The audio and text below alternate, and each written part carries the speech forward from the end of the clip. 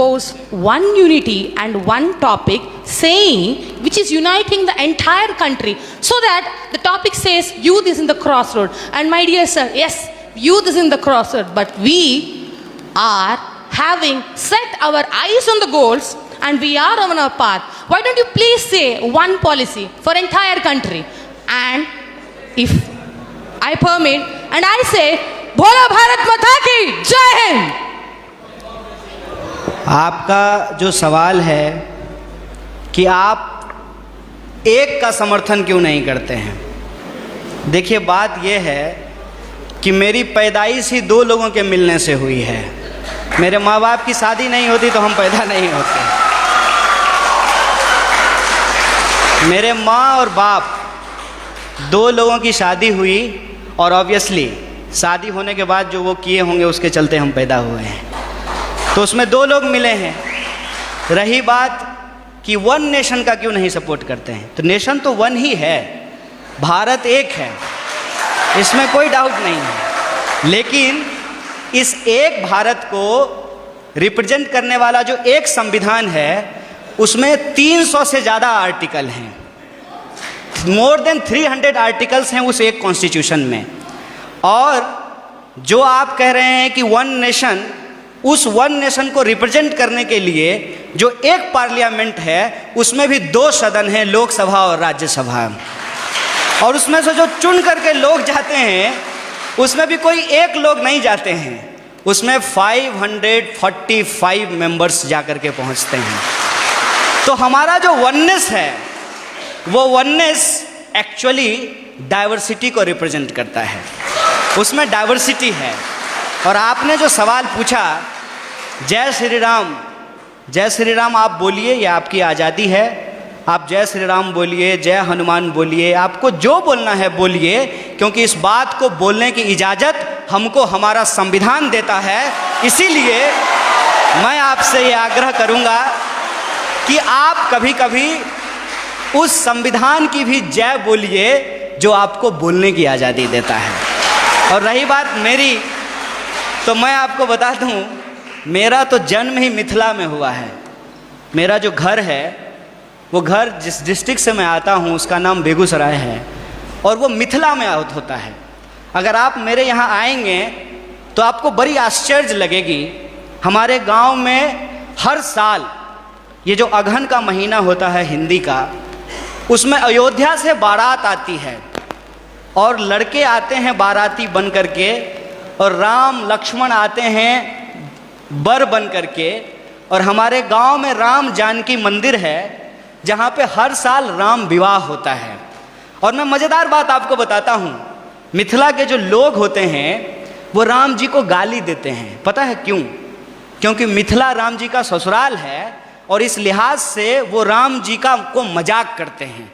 हमारी संस्कृति में जब शादी ब्याह होता है तो जो बारात आती है तो बारातियों को सारातियों के द्वारा गालियां सुनाई जाती है, उनको गालियां दिया जाता है। जब आप हमारे यहाँ आएंगे तो आपको बड़ा आश्चर्य लगेगा कि राम जो भगवान हैं उनको स्वागत में लोग गालियां दे रहे हैं। ये हमारा ट्रेडिशन है।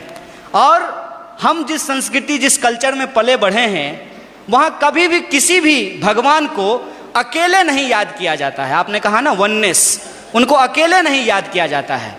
हमेशा राम को सीता के साथ और राधा को कृष्ण के साथ याद किया जाता है। ये हमारी परंपरा रही है। ये बड़ी आश्चर्य की बात है कि आप यूथ हैं और जो है, मैं तो पीएचडी कर लिया और मैं उम्मीद करता हूँ कि आप भी पीएचडी कर पाएँ। अगर आप पीएचडी करें तो मेरा आपसे ये आग्रह होगा कि आप इस देश में जितने रामायण लिखे गए हैं, कम से कम उन रामायणों पे ही आप पीएचडी कर लीजिए। और मैं आपको बताता हूं कि हिंदुस्तान में कम से कम 300 से ज़्यादा रामायण लिखे गए हैं, मोर देन 300। और मैं एक बार हिमाचल गया था। हिमाचल में त्रिलोकनाथ की मंदिर है। मैं आपको कहता हूं इस देश को घूमिए, यह देश इतना शानदार है कि आप इसकी कल्पना नहीं कर सकते हैं। और आपको कई बार अपने आप को छोटा और तुच्छ महसूस होगा कि हम कितना तुच्छ हैं इस देश के सामने। जब आप त्रिलोकनाथ मंदिर जाएंगे तो त्रिलोकनाथ मंदिर में भगवान बुद्ध की मूर्ति है और भगवान बुद्ध की मूर्ति के ऊपर भगवान शिव का मूर्ति बनाया गया है, सर के ऊपर बनाया गया है। और उस मंदिर में पहले हिंदू साधु आते हैं जो प्रार्थना करते हैं, उसके बाद बुद्धिस्ट मोंक आते हैं जो वहाँ जाकर के परिक्रमा करते हैं। ये हिंदुस्तान की खासियत है, ये हिंदुस्तान की खासियत है कि वहाँ जो लाहौल, मैं उस जिले की बात कर रहा हूँ और मैं फैक्चुअली अगर गलत होऊंगा तो आप मुझे करेक्ट कीजिएगा। लाहौल जिले में जहाँ ये मंदिर है, वहाँ की जो भाषा है लाहौली, वहाँ का जो रामायण है जो लाहौली भाषा में लिखी गई है, उस रामायण में सीता का अपहरण रावण नहीं करते हैं, बल्कि रावण सीता के पिताजी हैं। उस रामायण के हिसाब से सीता एक्चुअली रावण की बेटी है लाहौली रामायण के हिसाब से, और राम ने प्रेम विवाह करके सीता से शादी कर ली, इसलिए रावण और राम का युद्ध होता है। ये हिंदुस्तान की खासियत है। देखिए, आई डोंट नो कि आपको किसने और क्यों दिमाग में इन चीज़ों को डाला है, लेकिन मैं आपको कहता हूँ कि इस देश में जो लोग पैदा हुए हैं उनके लिए इससे ज़्यादा गौरव की बात नहीं हो सकती है। अगर आप हिमाचल जाएंगे तो आपको महसूस होगा कि आप स्विट्ज़रलैंड में हैं, और अगर आप मैंगलोर और गोवा के बीच पे सोएंगे तो आपको लगेगा जैसे मियामी के बीच पे लेटे हुए हैं। अगर आप इस देश के मैदानों में घूमेंगे तो आपको लगेगा कि ये अमेरिका के उस ग्रीन मैदान से भी ज़्यादा बड़ा मैदान है। अगर आप दक्षिण के पठारों में घूमेंगे तो इसकी अपनी एक खास बात है। अगर आप छोटा नागपुर के पठारों में घूमेंगे तो वह खनिज संसाधनों से भरा हुआ है। मैं आपसे यही कहना चाहता हूँ, आपका देश आपका है, जैसे आपकी माँ आपकी है, और आप अपनी माँ से यदि प्यार करते हैं तो ये आपका निजी मामला है।